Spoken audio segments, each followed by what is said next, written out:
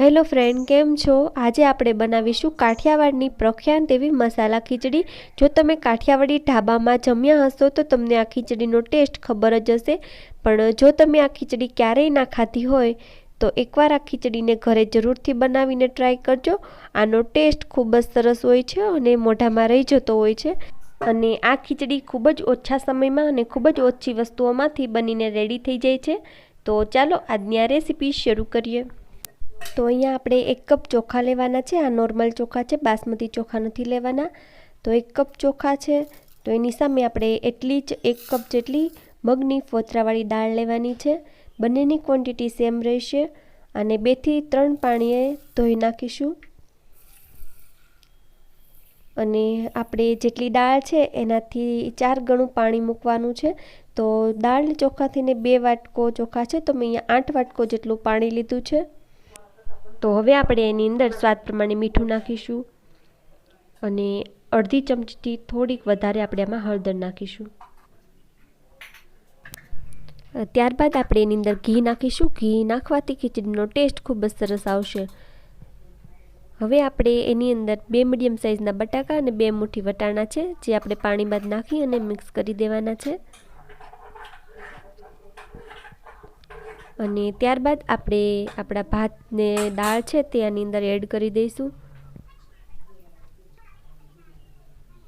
અને ત્યારબાદ આપણે કુકરને બંધ કરી દેવાનું છે. અને આપણે કુકરની સીટી નથી કરવાની, અને એકદમ લો ફ્લેમ ઉપર જ કૂક કરવાના છે. તો સીટીમાં હવા ભરાય એટલે આપણે ગેસની ફ્લેમ છે એને એકદમ ઓફ કરી દેવાની છે અને આને એકદમ મીડિયમ ફ્લેમ ઉપર કૂક કરીશું 10 મિનિટ સુધી. 10 મિનિટ બાદ આપણી ખીચડી છે તે એકદમ બનીને રેડી છે. તો તમે જોઈ શકો છો આપણે એકદમ આવી જ આછી ખીચડી રાખવાની છે.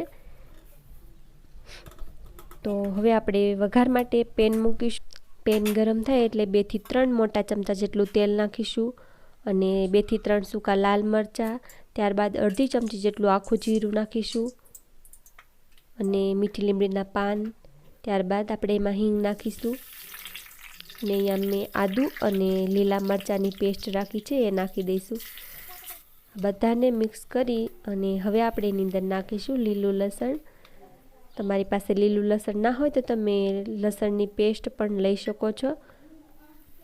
બધાને સરસ મિક્સ કરી અને અહીંયા મેં 2 મીડિયમ સાઇઝની ડુંગળીને ઝીણી ઝીણી કટ કરી છે એ એડ કરી દઈશું અને આ બધાને સરસ રીતના મિક્સ કરી દેવાના છે. હવે આપણે આને ઢાંકણ ઢાંકી અને 2 મિનિટ સુધી કૂક થવા દઈશું. 2 મિનિટ બાદ આપણી ડુંગળી સોફ્ટ થઈ ગઈ છે. તો હવે આપણે એમાં ટમેટાં નાખીશું. અહીંયા મેં 2 મીડિયમ સાઇઝના ટમેટાં લીધા છે. આ બધાને મિક્સ કરી દઈશું અને હવે આપણે એની અંદર સ્વાદ પ્રમાણે મીઠું, આપણે ખીચડીમાં પણ મીઠું નાખ્યું છે તો આમાં જરૂરત પ્રમાણે જ નાખીશું અને હળદર નાખીશું. આનાથી ટમેટાં જલ્દી સોફ્ટ થઈ જશે. આને પણ ઢાંકણ ઢાંકી 2 મિનિટ કૂક કરીશું. 2 મિનિટ બાદ આપણા ટમેટાં સોફ્ટ થઈ ગયા છે. તો આને સરસ રીતના મિક્સ કરી દઈશું અને હવે આપણે આમાં મસાલા કરીશું. તો મસાલામાં અહીંયા મેં ધાણા જીરું પાવડર, અડધી ચમચી લાલ મરચું અને અડધી ચમચી જેટલો સાંભાર મસાલો લીધો છે.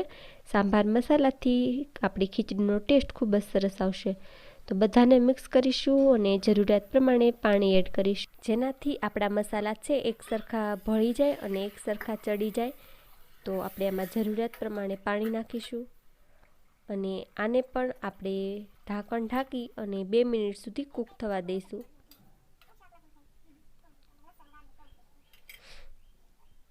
તો આને આપણે જ્યાં સુધી તેલ છોડવા ના લાગે ગ્રેવી ત્યાં સુધી કૂક કરવાનું છે. તો તમે જોઈ શકો છો કે આપણો મસાલો છે તે તેલ છોડવા લાગ્યું છે. તો આ બનીને એકદમ રેડી છે.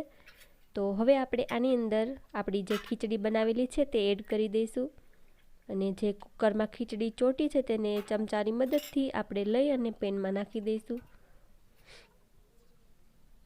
અને આ બધાને આપણે સરસ રીતના મિક્સ કરી દઈશું. અને જે ઢાબા સ્ટાઇલ ખીચડી હોય છે આનો ટેસ્ટ એકદમ એવો જ આવશે. આ ખીચડીનો ટેસ્ટ ખૂબ જ સરસ હોય છે.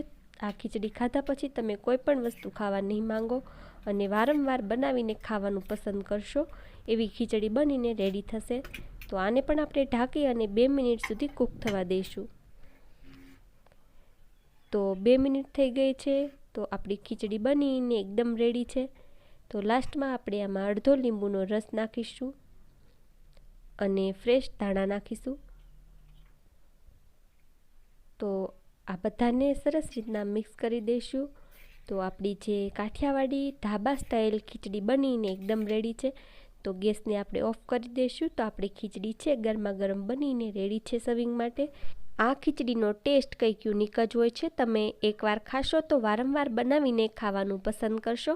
તો તમે પણ આ રેસીપીને એકવાર ઘરે જરૂરથી ટ્રાય કરજો અને મને કોમેન્ટ સેક્શનમાં જણાવો કે તમને મારી આ રેસીપી કેવી લાગી. જો રેસીપી પસંદ આવી હોય તો ચેનલને લાઇક, શેર અને સબસ્ક્રાઈબ કરવાનું નહીં ભૂલતા. આવી અવનવી રેસીપી જોવા માટે ફરી મળીશું એક નવી જ રેસીપીની સાથે. ત્યાં સુધી થેન્ક યુ ફોર વોચિંગ.